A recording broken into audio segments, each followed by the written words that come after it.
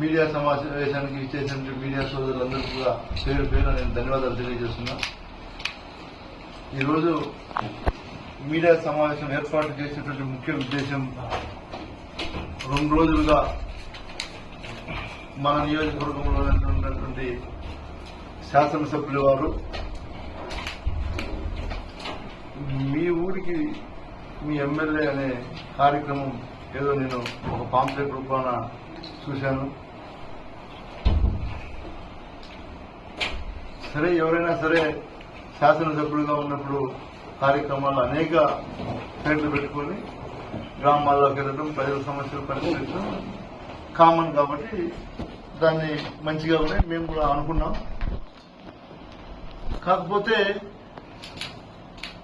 22 నెలలు గుర్తుకు రాని ప్రజలు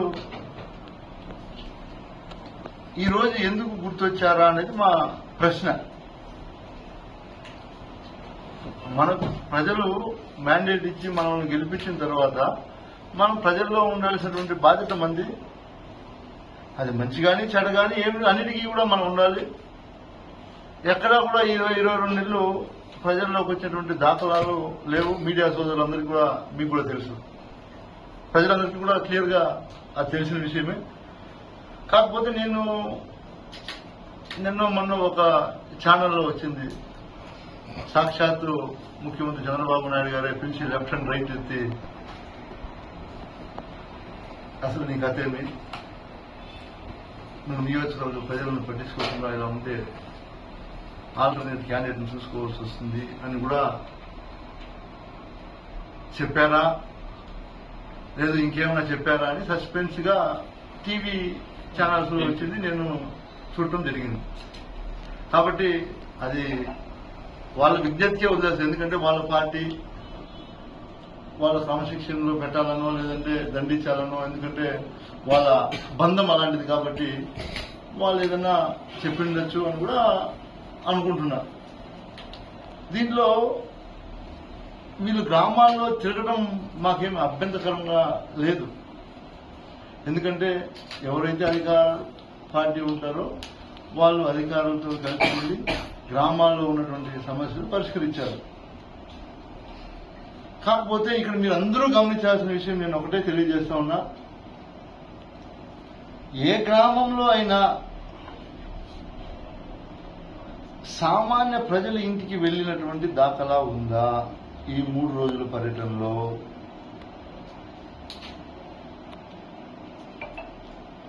కేవలం ఆర్భాటం కోసం ఈ కార్యక్రమాన్ని పెట్టి అక్కడ ఉన్నటువంటి వాళ్ళ నాయకులు కార్యకర్తలు ఏదో రోడ్లు వేశాం, వాటిని ఓపెనింగ్ చేయాలని అక్కడికి పోవడం, ఓపెనింగ్ చేయడం, ఫోటోలు దిగడం, అక్కడి నుంచి ఇంకొక ఊరికి వెళ్ళిపోవడం జరిగింది తప్ప ఎక్కడా కూడా ప్రజల్లోకి వెళ్ళి ఊళ్ళోకి వెళ్ళి ఏదైనా సమస్యలు ఉంటే చెప్పండి, నేను వచ్చాను, అధికారులు ఉన్నారు, మేము పరిష్కరిస్తాము అనేటువంటి దాఖలాలు లేవు. స్పష్టంగా మా దగ్గర ఆధారాలు కూడా ఉన్నాయి.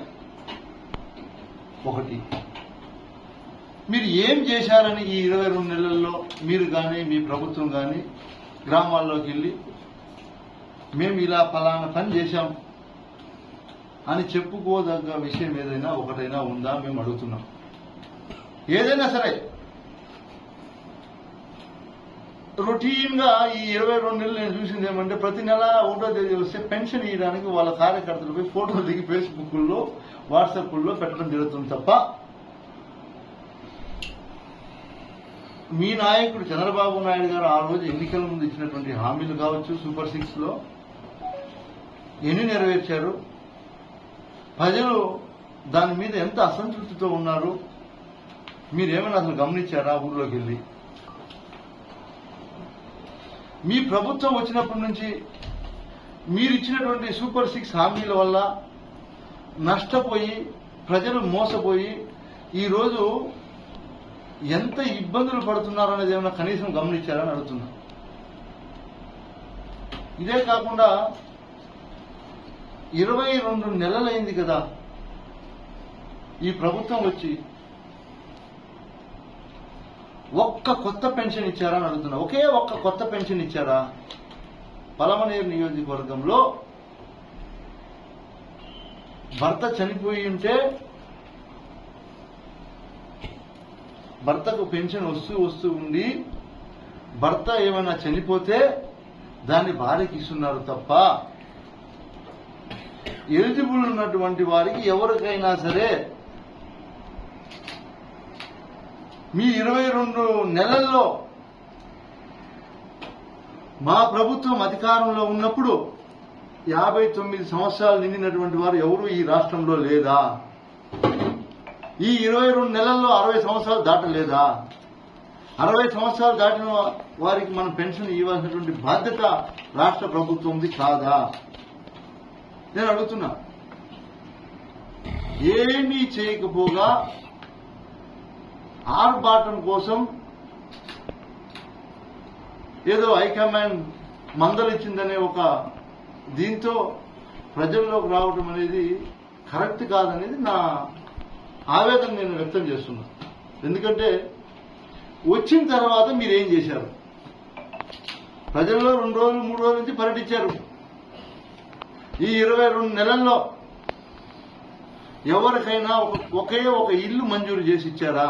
ఒకే ఒక ఇల్లు. మా ప్రభుత్వ హయాంలో వీకోట మండలంలో దాదాపు 10,000 ఇండ్లు మేము మంజూరు చేశాం.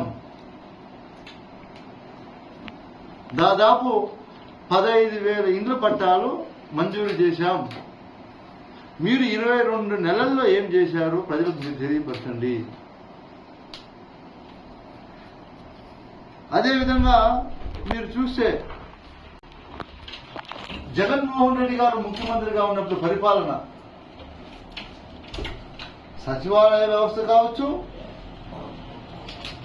అదేవిధంగా రైతుల కోసం పెట్టినటువంటి ఆర్బీకే వ్యవస్థ కావచ్చు, వీళ్ళందరికీ కూడా అనుసంధానం చేసి వాలంటీర్లు పెట్టారు అప్పట్లో వాళ్ళు కావచ్చు. అన్నీ కూడా ప్రతిదీ కూడా ట్రాన్స్పరెంట్ గా ప్రజలకు అందాల్సినటువంటి కూడా కరెక్ట్ టైంకి అందించారా లేదా ప్రజలు గమనించండి. నేను చెప్పేది అన్నీ కూడా నేనేదో ఈరోజు రాజకీయ లబ్ధి కోసం మాట్లాడట్లేదు. కేవలం 22 నెలలు లేని ప్రేమ ఈ 3 రోజుల్లో ఎలా ముంచుకొచ్చిందనేది నా ఆవేదన నేను తెలియజేస్తున్నా. ఈ రాష్ట్రంలో ఉన్నటువంటి రాష్ట్ర నాయకులు కావచ్చు, స్థానిక ఎమ్మెల్యే గారు కావచ్చు, దీనికి సమాధానం చెప్పండి. నేను అడిగిన తర్వాత మీరెవరో మీ నాయకుల చేతితో మాట్లాడించడం అవన్నీ పద్ధతి కాదు. ఎందుకంటే నేను ముందే చెప్తా ఉన్నా, నేను అడిగే ప్రశ్నలన్నీ కూడా ఎవరికైనా చెప్పినా కూడా నిజాలే, ప్రజలన్నీ కూడా గమనిస్తారు. ఏదో మాజీ శాసనసభ్యుడు మాట్లాడాడు కాబట్టి ఎవరినో ఒక వ్యక్తిని పంపించి కౌంటర్ ఇచ్చేది కరెక్ట్ కాదు. నేను అడిగే వాటికి మీరు సమాధానం చెప్తే నేను సంతోషపడతాను. దయచేసి దీన్ని గమనించాలని నేను కోరుకుంటున్నా. అదేవిధంగా మీరు మొన్న ఎడగూరికి గ్రామంకి వెళ్ళారు. ఎడగూరి గ్రామంకి వెళ్తే అక్కడ ఒక రోడ్డు శాంక్షన్ అయింది 2018లో 19లో ఉన్నారు. 2019లో మన ప్రభుత్వం అధికారంలోకి రావడం జరిగింది. మేము అప్పటి ముఖ్యమంత్రి జగన్మోహన్ రెడ్డి గారిని ఖచ్చితంగా ఈ ప్యాకేజీని పనులు పూర్తి చేయాల్సినటువంటి బాధ్యత మా మీద ఉందన్నా, మీరు ఖచ్చితంగా దీనికి నిధులు శాంక్షన్ చేయాలని చెప్పి కోరడం జరిగింది. అప్పుడు ఆ రోడ్లన్నీ కూడా వేయడం జరిగింది.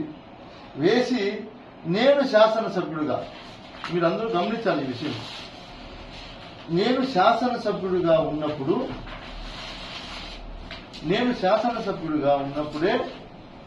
ఈ రోడ్డుని ఓపెన్ చేశాం. 27వ తేదీ డిసెంబర్ 2022.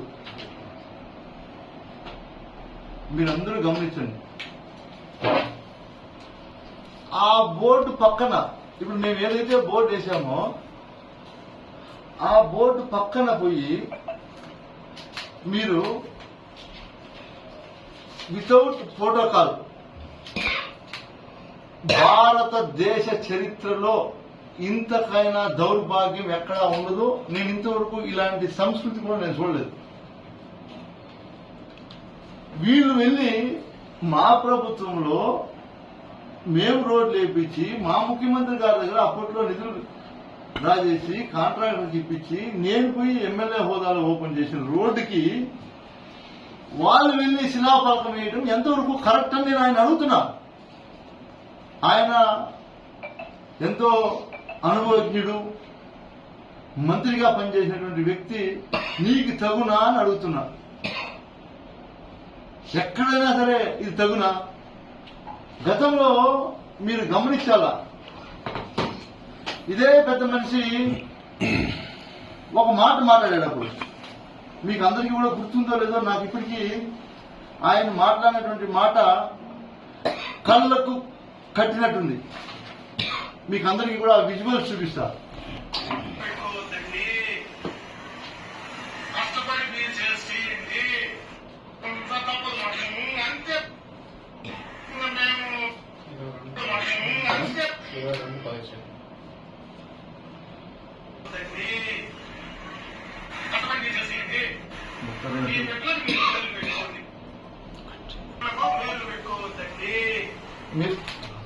మీరు దాన్ని పూర్తిగా వినాలా, ఎందుకంటే పొడిసింది లేదు, ఎవరు పుట్టించిన బిడ్డలకు పేర్లు పెట్టుకోవద్దండి, కష్టపడి మీరు చేయండి, మీ బిడ్డలకు మీరు పేర్లు పెట్టుకోండి అని నేను చెప్పాను. అయినగా అంటే గతంలో మేము ఒక రోడ్డు ఓపెన్ చేస్తే మా ప్రభుత్వంలో, అది కూడా మా ప్రభుత్వంలోనే రోడ్డు ఓపెన్ చేసి మా ప్రభుత్వంలోనే నిధులు ఇస్తే ఆ పెద్ద మనిషి మాట్లాడినటువంటి మాట ఈరోజు మీరు తలకాయ ఆడ పెట్టుకుంటారు అని అడుగుతున్నా నేను. ఎందుకంటే నేను ఆ పదం నేను వాడకూడదు, ఎందుకంటే నాకన్నా వయసులో పెద్దోళ్ళు కాబట్టి ఆయనకి ఇచ్చే గౌరవం మేము ఖచ్చితంగా ఎప్పుడు ఇస్తాం. ఇవన్నీ కూడా, అది కూడా వితౌట్ ప్రోటోకాల్ ఎంత బాగా చేశారంటే, ఆంధ్రప్రదేశ్ ప్రభుత్వము పంచాయతీరాజ్ శాఖ కేపీ రోడ్ నుంచి ఎడగూరి వరకు నిర్మాణము, ఎడగూరికి పోదాం, దానమేగరపల్లెకి పోదాం, ఎవరు ఎమ్మెల్యేగా ఉన్నప్పుడు రోడ్డు వేసారో అడుగుతాం. ప్రజలు చెప్తారు కదా, ఓన్లీ ఎలక్షన్ అప్పుడు మాత్రమే పార్టీలు మాకి. ఈ రోజు రోడ్డు లేకపోతే నాతో తెలుగుదేశం వాళ్ళు మాట్లాడతారు, వైఎస్ఆర్ కాంగ్రెస్ పార్టీ వాళ్ళు మాట్లాడతారు, బీజేపీ వాళ్ళు కూడా మాట్లాడతారు. వాళ్ళు అడుగుతాం అడిగిపోయి ఎవరు వేశారు రోడ్డు అని. వితౌట్ ప్రోటోకాల్ నిధులు ఏపీ ఆర్ఆర్పి ఈఏపీ గ్రాంట్స్ 2018-19 అంచనా 50 లక్ష మంజూరు చేసిన వారు సిఎన్ అమర్నాథ్ రెడ్డి గారు, భారీ పరిశ్రమల శాఖ మంత్రి. ఇట్లైనా బోర్డు వేసుకుంటారా ఎవరన్నా? మీరే చెప్పండి, ఎవరైనా ఇలాంటి బోర్డు వేసుకుంటారా? ఎక్కడైనా ఆనవాయితీ ఉందా? ఇదే నా చంద్రబాబు నాయుడు గారు నేర్పించింది. ఇది ఒక పక్కన పెడితే,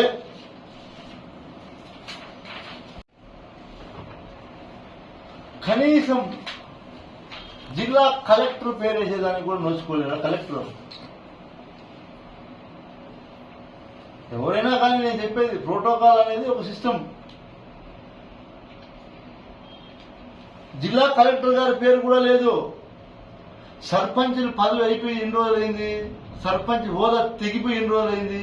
సర్పంచ్గా పెరిగేసి ఎన్ని రోజులైంది? 2వ తేదీకి సర్పంచ్ పదవి విరమణ అయిపోయింది కదా. ఇది ఎన్నో తేదీ ఓపెన్ చేశారు? 9వ తేదీ ఓపెన్ చేశారు. వీడి కింద ఏమని రాశారు? విశ్వనాథ్ సర్పంచ్ అని రాశారు. ఇది మీకు తగునా? ఇట్లాంటివేనా మీరు చేసేది? ప్రజలు ఇవన్నీ గమనించారా అని అడుగుతున్నా నేను.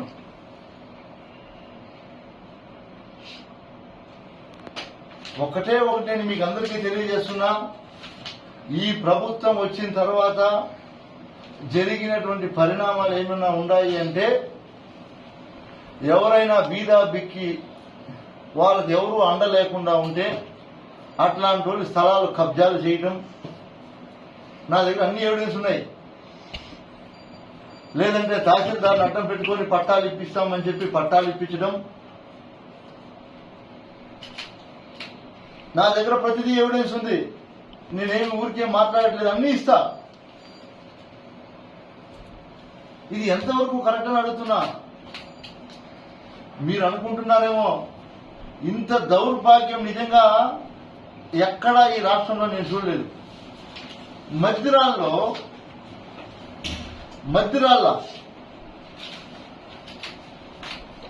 మేము ఓపెన్ చేసినటువంటి రోడ్డు శిలాఫలకం ఏదైతే ఉండిందో దాన్ని పగలగొట్టి వీళ్ళ బోర్డు వేసుకున్నారు. మద్దిరాళ్ళ ఊర్లో పోతే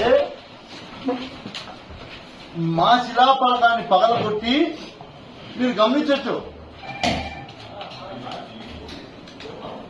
మద్దిరాల్లో మా శిలాఫలకాన్ని ఏ విధంగా పగలగొట్టారో మీరు చూడొచ్చు. మా శిలాఫలకాన్ని ఈ విధంగా పగలగొట్టి నిన్న ఈ పెద్ద మనిషి పోయి వాళ్ళ శిలాఫలకాన్ని ఇలా వేసుకున్నారు. ఇది న్యాయమా నేను అడుగుతా ఉన్నా.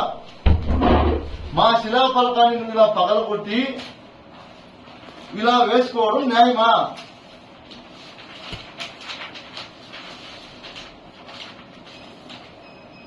చూడండి, ఇదేనా నువ్వు ఇన్ని సంవత్సరాలు నేర్చుకున్న సంస్కృతిని అడుగుతున్నా నేను.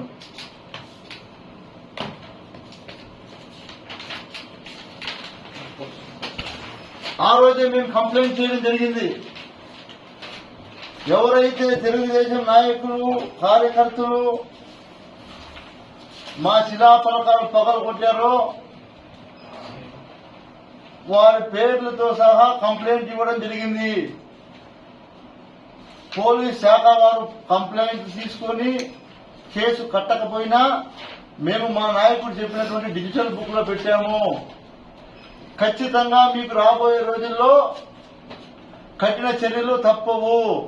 మీరు ఎంత విర్రవీగారో ఉప్పు తిన్నమ్మా నీళ్లు తాగాలని ఒక సామెత ఉంది. అట్లా మీరు ఎంత విర్రవీగారో దానికి చెల్లించే రోజు దగ్గరలోనే ఉంది అని కూడా మీకు తెలియజేస్తా ఉన్నా. ఎందుకంటే మేము ఎన్నో అభివృద్ధి కార్యక్రమాలు చేసినా ఎక్కడా కూడా ఇలాంటి సంస్కృతిని మేము ప్రోత్సహించలేదు. మా శిలాఫలకాలు పగలు కొట్టేయడం అలా ఇలా చెప్పుకుంటే చాలా ఉన్నాయి, ఒకటని కాదు చాలా ఉన్నాయి. ఈ రోజు వాళ్ళు చేస్తున్నటువంటి కార్యక్రమాలు అన్నీ అవే. నేను ఎగ్జాంపుల్ మాత్రమే 2-3 చూపిస్తున్నా. వనవాకనపల్లి పంచాయతీలో ఉన్నాయి, నాయకనీరులో ఉన్నాయి, మన బైరుపల్లి పంచాయతీ అన్ని, సుద్దులకుప్పంలో ఈ రోజు మీరు పోయి చూస్తే మా శిలాఫలకం పాల్గొట్టేశారు. ఇవన్నీ కూడా మంచి పద్ధతులు అని అడుగుతా ఉన్నా. ఈ ప్రభుత్వం వచ్చిన తర్వాత మీరందరూ కూడా గమనించండి. నేను కూడా వీకోట జెడ్పీ హై స్కూల్లో చదువుకున్న వాడిని. వీకోట మండల ప్రజలారా మీరందరూ కూడా గమనించండి. అదేవిధంగా బైరెడ్డిపల్లి మండలంలో కూడా జరిగింది. జెడ్పీ హై స్కూళ్లలో ఎవరైనా సరే బుద్ధి ఉన్నవాడు కోట్ల విలువ చేసే భూమిని కాంప్లెక్స్లు కట్టి, అంటే అంగిడి రూములు కట్టి వాళ్ళ కార్యకర్తలకు ఇచ్చుకునే కార్యక్రమం చేస్తాడా? నేను అడుగుతా ఉన్నా. చేయొచ్చా? అలాంటి పనులు చేయొచ్చా? భావితరాల భవిష్యత్తు ఆ పాఠశాల, ఆ భావితరాల భవిష్యత్తుని నాశనం చేయాలనుకోవడం మీ ఆలోచన కరెక్టా? నేను అడుగుతా ఉన్నా. ఆ రోజు నేను మీటింగ్ లో చెప్పడం జరిగింది. వాళ్ళందరూ కూడా టెండర్లు పిలిచి వర్క్ గ్రౌండ్ చేయాలంటే మీరందరూ కూడా సోదరులు గమనించారు. నేను పలమనేరు మీటింగ్ లో ప్రసంగించడం జరిగింది. ప్రసంగించిన తర్వాత కొంతమంది చోపులు తురుములు కూడా తగ్గేదే లేదు.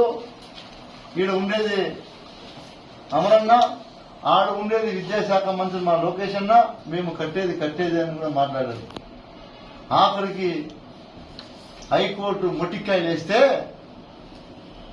హైకోర్టు వచ్చి మొట్టికాయలు వేస్తే ఆ తర్వాత జిల్లా పరిషత్ చిత్తూరు నుంచి వాళ్ళు పంపించారు నోటీస్, మీరు పనులు ఆపండి అని.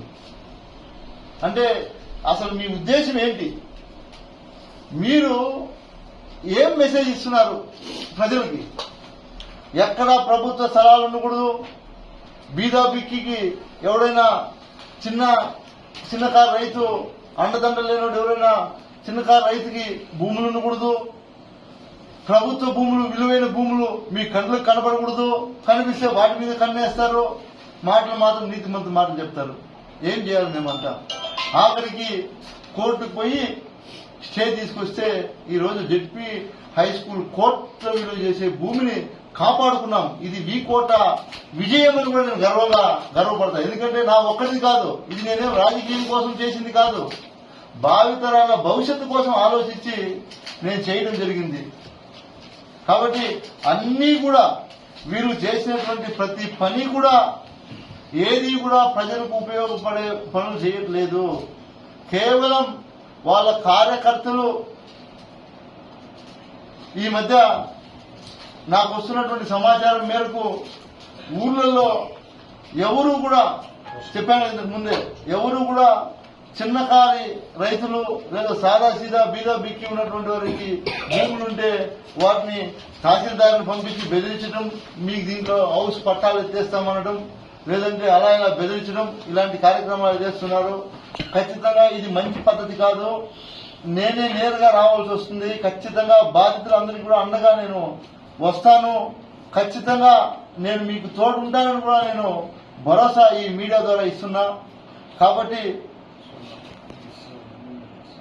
ఏదైతే మేము మిమ్మల్ని అడుగుతున్నామో వాటికి మీరు సూటిగా సమాధానం చెప్పాలా.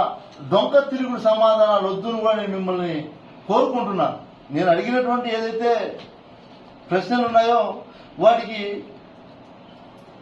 మీరు డొంక తిరుగుడు సమాధానాలు లేకుండా పాయింట్ టు పాయింట్ మాకు సమాధానం చెప్తే మేము కూడా మిమ్మల్ని గౌరవిస్తామని కూడా తెలియజేసుకుంటూ ఇక్కడికి ఇచ్చేసినటువంటి విలేకరుల సోదరులందరికీ కూడా ప్రత్యేకంగా ధన్యవాదాలు తెలియజేస్తా ఉన్నాం.